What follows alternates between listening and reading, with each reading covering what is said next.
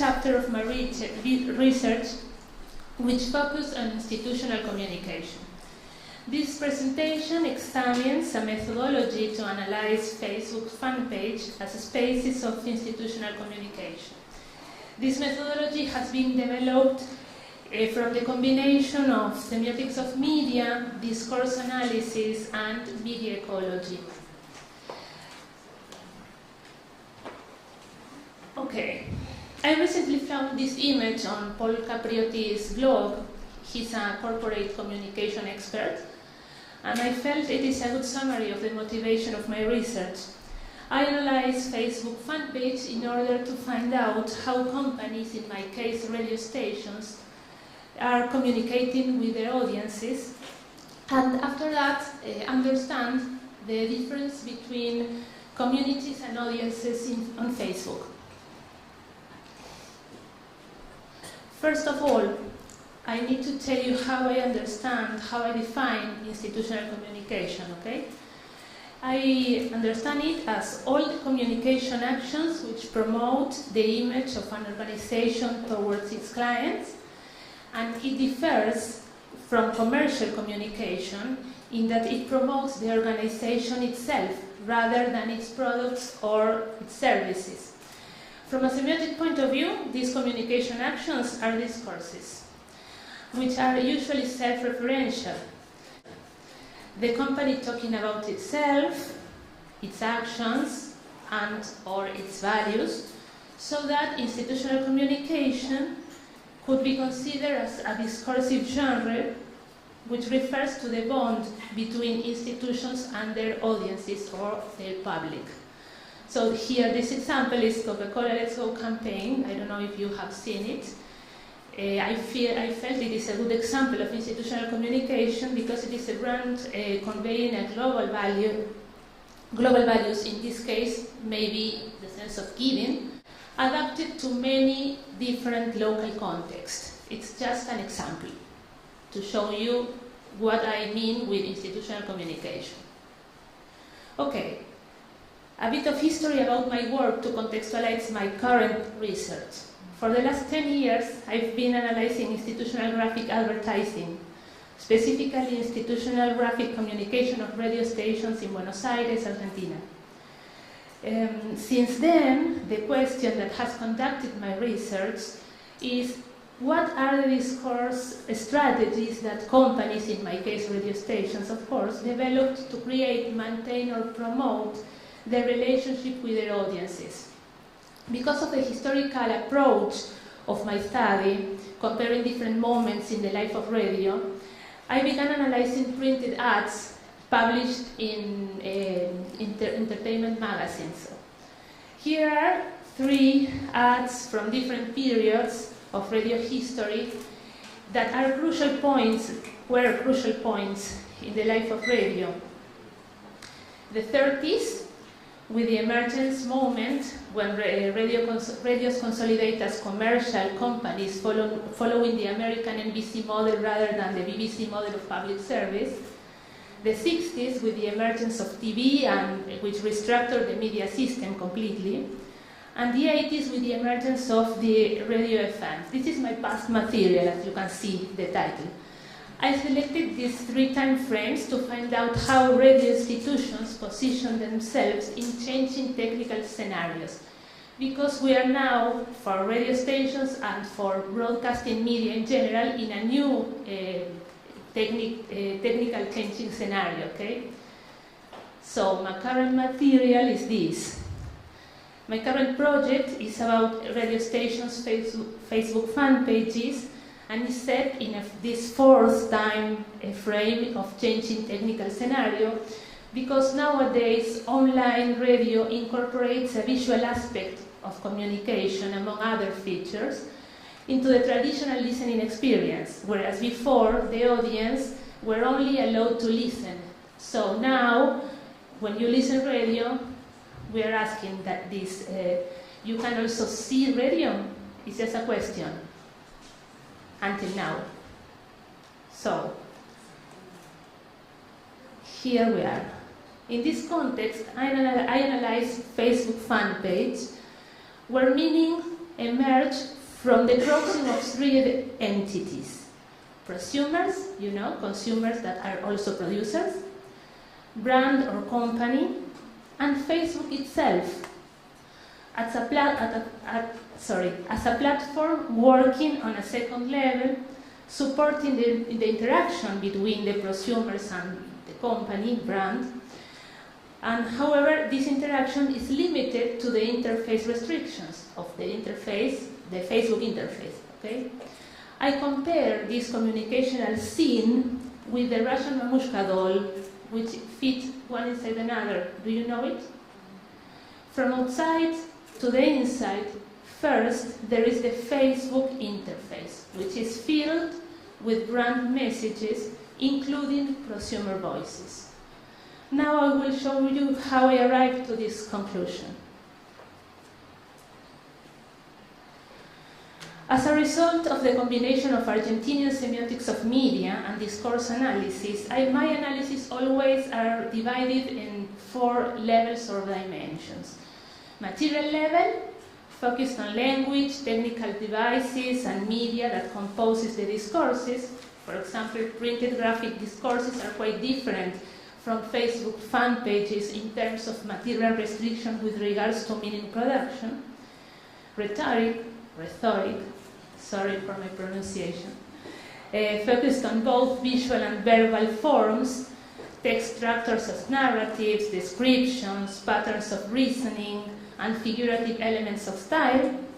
Thematic, focused on cultural topics, emerged from content analysis. This is a key level to find out underlying beliefs, you know, never explicitly said, part of the social subconscious.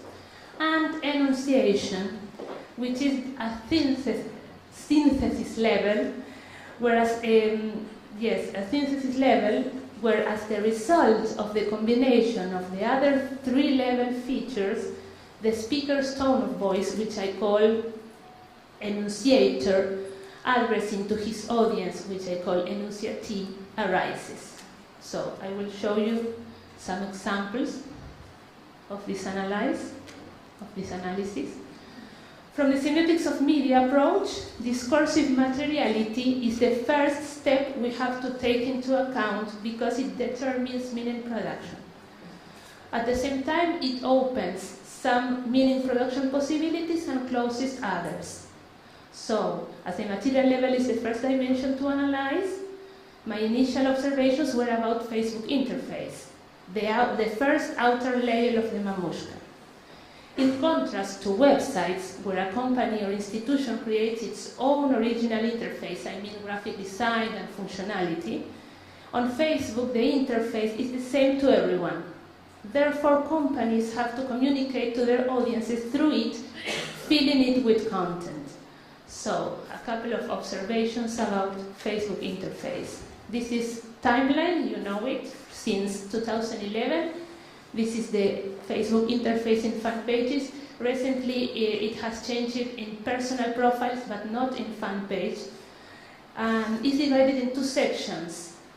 Identification, in this part, where it is shown who the owner of the profile is, and the message of this section is, who are we? And conversation, where institutions open their own space to other voices, invited them to participate, share, like, or comment. So the message of this section is, let's talk. This interface proposes the construction of an entity, person, or institution. It is an identity space.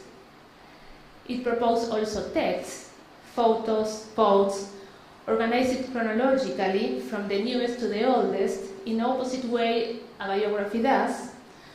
It proposed the interface, the institutions represented through what they say, do, or show.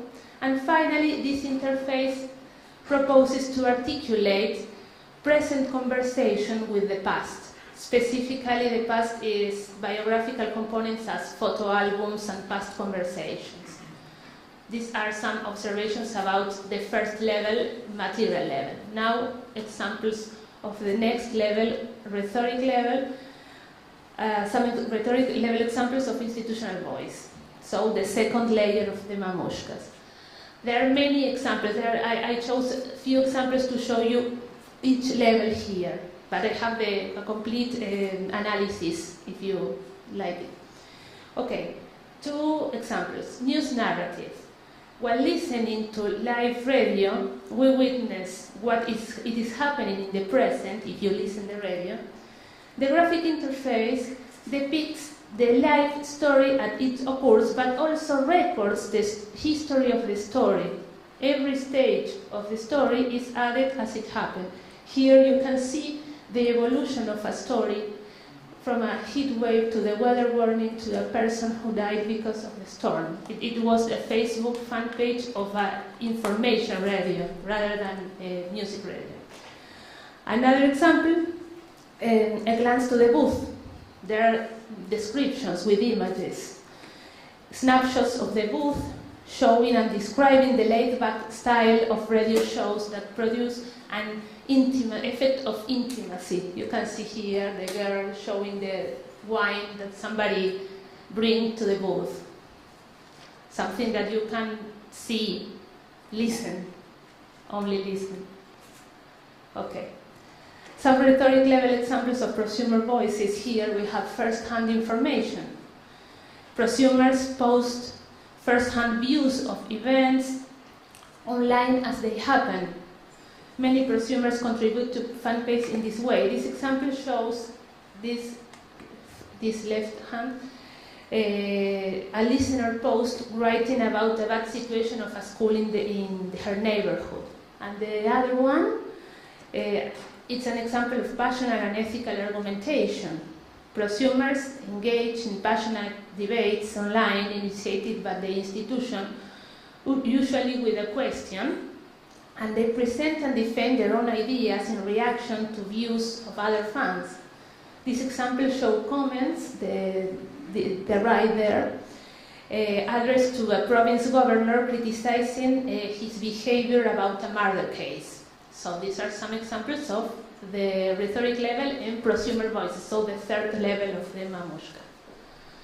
Thematic examples of the conversations. Here we have an example of mega radio that presents itself as in the identification section like a rock radio. You can see it.